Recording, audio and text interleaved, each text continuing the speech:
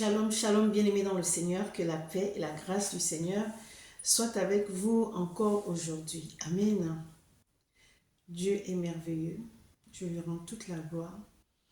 Je bénis l'Éternel pour la force et le courage qu'il m'a encore donné aujourd'hui de me tenir devant vous et de parler de quelque chose de très important. Amen. Vous savez, chaque personne a sa relation avec Dieu. Je dis, chaque personne a sa relation avec Dieu. Amen. Ne pas travailler n'est pas synonyme de paresse. Je dis bien, ne pas travailler n'est pas synonyme de paresse. Amen. Il y a des serviteurs de Dieu que Dieu a appelés à temps complet, comme il y a certains qui sont appelés à temps partiel. Il y a des personnes qui ont travaillé et après Dieu a décidé que ces personnes ne travaillent plus pour les hommes, mais que ces personnes soient à temps complet pour lui. Amen. Mais lorsqu'un serviteur de Dieu ne travaille pas, c'est un paresseux. Il vit avec les dîmes et les offrandes des fidèles. Il ne fout rien. Bon, peut-être qu'il y a certains qui sont comme ça, hein? Mais il y a des personnes qui ne travaillent pas, des serviteurs, des servants de Dieu qui ne travaillent pas, parce que le Seigneur leur a dit d'arrêter de travailler et d'être à son service à 100%. Tu peux être au service de Dieu à 100% et puis tu fais peut-être tes petites affaires de côté, mais il y a des personnes où Dieu les appelle à 100%. Ça ne veut pas dire que ces personnes sont paresseuses. Pas du tout. Le travail de Dieu aussi n'est pas de tout repos. Dieu sait pourquoi il te dit arrête de travailler pour les hommes, viens travailler pour moi à 100%, parce qu'il a besoin de toi, parce qu'il a beaucoup de choses à te dire et tu ne peux pas faire deux choses à la fois. Mais quand j'entends des serviteurs, des servants de Dieu dire vous qui ne travaillez pas, allez travailler, vous êtes des paresseux. Dieu n'aime pas les paresseux. Moi, je ne sais pas si on lit la même Bible. Alléluia. Il y a des personnes dans la Bible qui ont travaillé et que Dieu a dit d'arrêter de travailler pour les suivre. Nous allons aller à la lumière de la parole de Dieu dans le livre de Matthieu chapitre 4 à partir du verset 18 au verset 22. Voici ce que la parole de Dieu nous dit. Comme il marchait le long de la mer de Galilée, il vit deux frères, Simon appelé Pierre et André son frère, qui jetaient un filet dans la mer car ils étaient pêcheurs. Alléluia. André et Simon, appelés Pierre, étaient des pêcheurs. Ils ont toujours travaillé toute leur vie avant de rencontrer Jésus. Mais qu'est-ce que la parole de Dieu nous dit? Il leur dit, suivez-moi et je vous ferai pêcheurs d'hommes. Ils ont tout laissé, ils ont suivi Jésus. Est-ce que ça voudrait dire que ces personnes sont paresseuses? Non. La parole de Dieu dit ceci, aussitôt ils laissèrent les filets et le suivirent. De là, étant allé plus loin, il vit deux autres frères, Jacques et Zébédée, et Jean son frère qui étaient dans une barque avec Zébédée, leur père, et qui réparaient leurs filets. Ils les appelaient et aussitôt ils laissèrent la barque et leur père, ils le suivirent. Donc, Simon appelé Pierre, André, comment il s'appelle déjà? Jacques, les fils de Zébédée, et son frère Jean ont tout laissé tomber pour suivre Jésus. Ces personnes étaient des pécheurs et Jésus leur a fait pécheurs d'hommes. Ils n'ont pas décidé de rester comme ça sans travailler. Leur mission était tellement grande qu'ils ne pouvaient pas associer les deux. Donc arrêtez de dire que voilà, les serviteurs et servantes de Dieu qui ne travaillent pas sont des paresseux, ils vivent au crochet des fidèles. Mais n'importe quoi. Vous pensez que ça fait plaisir quand tu travailles, tu es dépendante de ton travail, et puis Dieu décide que bon, tu ne travailles plus, comme a été mon cas. J'étais financièrement indépendante. Alléluia. Dieu décide, tu ne travailles plus. J'ai lutté avant d'arrêter. J'ai lutté. Et Dieu m'a montré qu'il était Dieu. J'ai arrêté définitivement. Mais à chaque fois, je retournais travailler. Jusqu'à ce qu'il m'a dit, c'est bon. Jusqu'à ce qu'il m'a montré qu'il était Dieu. Alléluia. Donc, vous ne savez pas quelles sont les alliances certains serviteurs et servants de Dieu avec leur Dieu. Alléluia. Dieu s'occupe de ses serviteurs et de ses servantes. Si tu es véritablement appelé de Dieu, il s'occupera de toi. Maintenant, ceux qui laissent le travail parce qu'ils veulent vivre au crochet des fidèles, bon, ça c'est autre chose, c'est leur problème. Mais ne mélangez pas tout le monde. C'est comme il y a des mères qui ont décidé de ne pas travailler parce qu'elles voulaient élever leurs enfants et prendre soin de leur maison, de leur mari. Est-ce que ça voudrait dire qu'elles sont des paresseuses? Des mères au foyer, ça demande. Tu n'es pas assise à la maison, tu travailles. Puisque tu es au foyer, les enfants vont à l'école, le mari au travail, tu restes faire quoi? Devant seulement la télé, en train de suivre les télénovelas? Non, tu dois préparer. Que quand il rentre à la maison, que la nourriture soit prête, la maison propre. Tu as bien tenu ta maison. Donc c'est un travail, ce ne sont pas des femmes paresseuses. Une femme au foyer, elle travaille. Une femme au foyer a du mérite.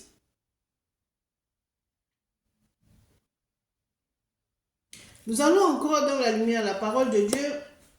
1 Roi 19, verset 19. La parole de Dieu dit ceci. Je lis la parole de Dieu avec respect. Élie partit de là et il trouva Élisée, fils de Shaphat, qui labourait. Il y avait devant lui 12 paires de bœufs et il était avec la 12e. Élie s'approcha de lui et il jeta sur lui son manteau. Élisée, quittant ses bœufs, courut après Élie et dit: Laisse-moi embrasser mon père et ma mère et je te suivrai. Élie lui répondit: Va et reviens, car pense à ce que je t'ai fait. Donc, Élisée était laboureur. Est-ce qu'Élisée était paresseux? Quand Élie a appelé Élisée, il travaillait, mais après il a tout laissé tomber pour suivre Élie. Hein? Quand Élie a appelé Élisée, il travaillait. Donc, bien aimé dans le Seigneur, arrêtez de dire n'importe quoi. Ou vous voulez faire les intéressants, ou vous voulez que les gens culpabilisent. Et même s'il vit au crochet des fidèles, l'ouvrier mérite son salaire. Donc, quand un serviteur, une servante de Dieu ne travaille pas, tout de suite, c'est un paresseux, c'est une paresseuse.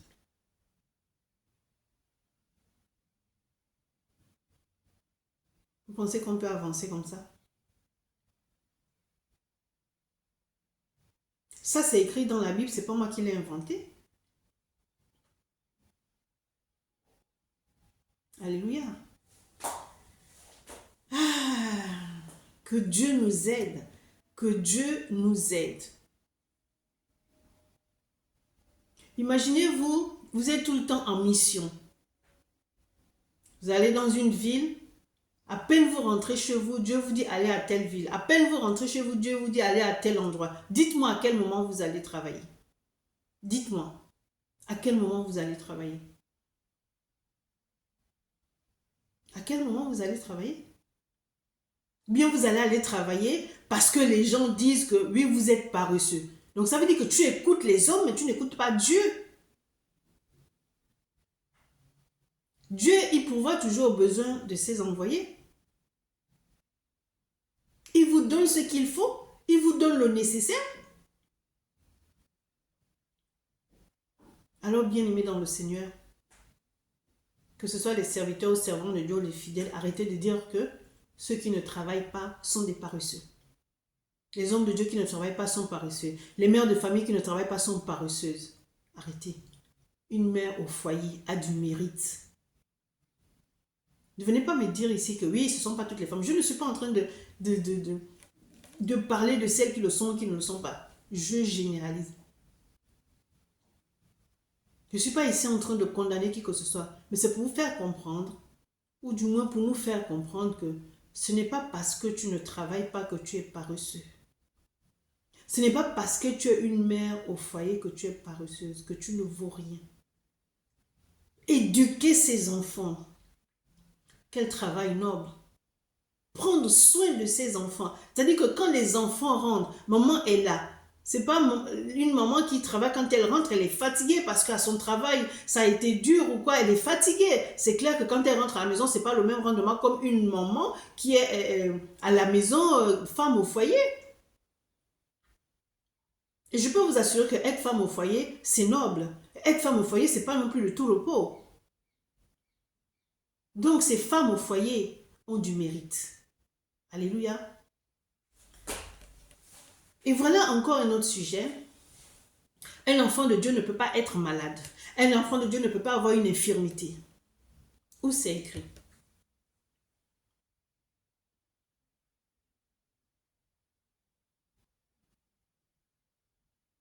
Donc, comme ils diront, oui, il y a une parole qui dit, en Israël, il n'y aura point de malade, point de stérile. Ok. Mais il y a des personnes, des serviteurs de Dieu dans la Bible, qui ont été malades, qui sont même morts de ces maladies. Et il y a d'autres qui sont restés, qui ont servi Dieu jusqu'à la fin de leur vie avec leur infirmité. Alléluia. Donc quand un enfant de Dieu est malade, c'est que tu as fait quelque chose. Tu as péché, tu vis dans l'impudicité, tu ne vis pas une vie de sanctification. Il y a toujours quelque chose. Le Saint-Esprit n'est pas avec toi. Si le Saint-Esprit était avec toi, tu ne serais pas malade. Un enfant de Dieu ne peut pas être embêté. Oh, si tu es embêté, c'est que le Saint-Esprit n'est pas avec toi. Waouh! Bien-aimés dans le Seigneur, 1 Roi 13, 14 nous dit ceci. Je lis la parole de Dieu avec respect. Le prophète Élisée est mort d'une maladie. La parole de Dieu dit, Élisée était atteint de la maladie dont il mourut. Nous connaissons le travail qu'Élisée a fait, les miracles qu'Élisée a fait. Élisée aimait son Dieu, Élisée travaillait avec amour. C'est pas pour autant qu'il n'est pas tombé malade. Et la parole de Dieu dit, il n'a pas été guéri, il est mort de cette maladie. Bien-aimé dans le Seigneur, il faut arrêter de dire n'importe quoi. Que ce soit encore les gens du monde qui disent cela, je veux bien, ils sont dans l'ignorance. Mais des personnes qui sont dans le Seigneur depuis je ne sais pas combien d'années, des dévanciers, des pères dans la foi, quoi, je veux dire. Et ils sont là en train de dire, oui, tel est malade, mais vous voyez ce qu'il fait. Il y a toujours une raison, il y a toujours une cause. Bon, là, quand on attrape la grippe, là, c'est quoi? Quand on a la fièvre, là, c'est quoi? Quand tu tousses, là, ça veut dire que forcément, tu as fait quelque chose qui ne plaît pas à Dieu.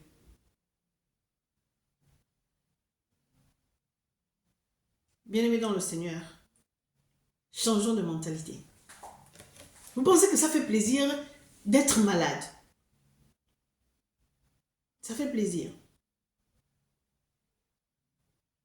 Et toi, parce que tu es malade, on te dit que oui, tu es malade parce que tu as touché à ci ou tu vis dans l'impudicité et tout.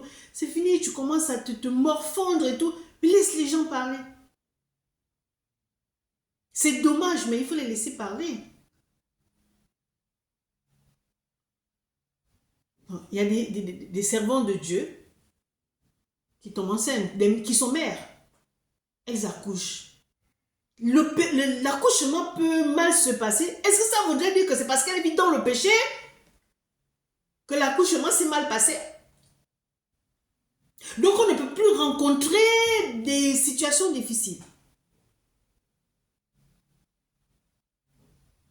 Si ta vie, il y a des tribulations dans ta vie, tu as fait quelque chose. Tu es malade, tu as fait quelque chose. Hein? Tes enfants sont malades, c'est parce que tu ne vis pas dans la sanctification. Donc Dieu touche tes enfants. Mais arrêtez. Arrêtez. Un serviteur de Dieu qui est, comment dirais-je, qui boite et qui a une canne, mais si vraiment il priait le vrai Dieu, si le Saint-Esprit était avec lui, est-ce que Dieu ne pourrait pas enlever cette canne et qu'il marche normalement? Mais vous êtes maudits. Vous êtes maudits. Vous savez, une fois, j'étais dans une conférence. Et puis, il y avait des serviteurs de Dieu américains qui étaient là. Et il y a un parmi eux qui avait été frappé d'un AVC sévère, mais sévère. Il a donné son témoignage. Et par la grâce de Dieu, il s'est rétabli. Je ne vais pas donner le témoignage. Mais bien aimé dans le Seigneur, c'est pas parce que tu as eu un AVC que tu vis dans l'impudicité ou que c'est une correction de Dieu. Non. Dieu peut t'éprouver. Dieu peut t'éprouver.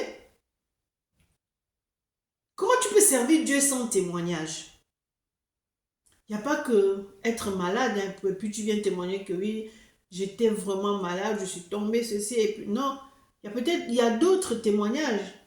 Mais je veux dire que ce n'est pas parce que une servante de Dieu ou un serviteur de Dieu tombe malade que forcément il a fait quelque chose qui ne plaît pas à Dieu. Ce n'est pas parce que un homme de Dieu boite que forcément comme il sert Dieu, alléluia, Dieu doit le guérir forcément. Il ne faut pas qu'il boite. Il ne faut pas qu'il bègue. Alors, tous les serviteurs de Dieu et servants de Dieu que nous sommes qui portons les lunettes, Dieu peut nous guérir, non? Pourquoi il ne le fait pas? Est-ce que ça voudrait dire que c'est parce que nous sommes dans la désobéissance, hein, dans la débauche, que Dieu a décidé de ne pas nous recouvrer la vue? Regardez, 2 Corinthiens chapitre 12. Alléluia. L'apôtre Paul avait une écharde. Qu'est-ce qu'il a dit à Dieu? Ah, bien-aimé dans le Seigneur.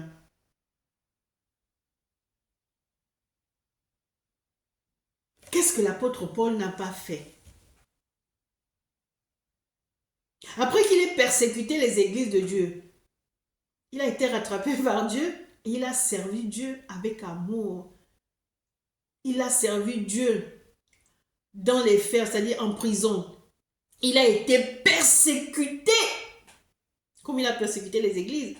Est-ce que ça voudrait dire que dans sa mission, l'apôtre Paul a été persécuté parce qu'il vivait dans la débauche, parce qu'il était désobéissant?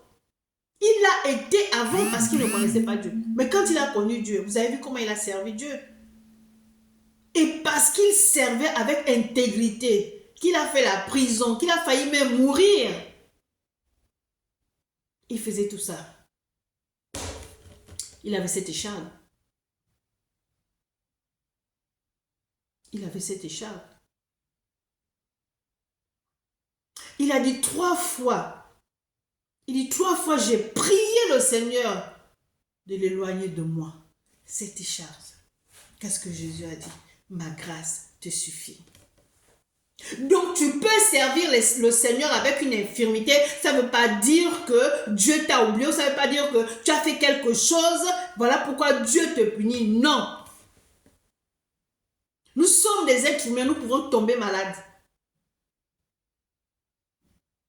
Ce n'est pas parce que nous sommes malades que forcément on a fait quelque chose qui a déplu à Dieu. Ce n'est pas parce que nous ne travaillons pas que forcément nous sommes des paresseux. Non. Alors, bien-aimés dans le Seigneur, arrêtez de dire et de raconter n'importe quoi. Que Dieu nous bénisse. Amen.